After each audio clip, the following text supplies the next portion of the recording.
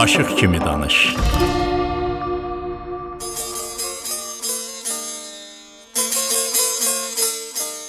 Ruhani səs havası. Azərbaycan aşıq musiqisinin ən qədim və dərin məna daşıyan havalarından biri ruhanidir. Adından da göründüyü kimi bu hava birbaşa ruh və mənəviyyatla bağlıdır.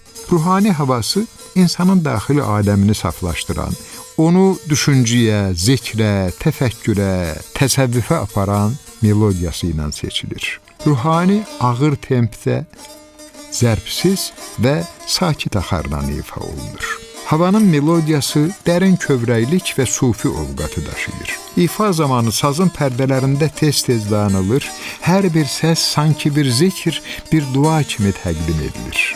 Araşdırmalara görə ruhani havasının kökü çox qədimdir və bəzi musiqişünaslar onun orta əsr sufi dərvişlərinin təkkə mərasimlərinin zikr musiqisi ilə bağlılığını vurğulayırlar.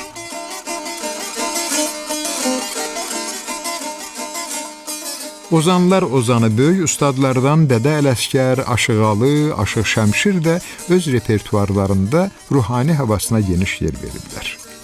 Ruhani saz havası sadəcə musiqi deyil, həm də dua və zikrin musiqidə təcəssümü kimi qəbul olunur. Aşıqların söylədiyinə görə bu havanı çalmaq üçün yalnız texniki bacarıq kifayət eləmir. Aşığın ruhən hazırlığı da vacibdir. Hər bir səs, hər bir avaz insanı ilahi düşüncələrə yönəltməlidir.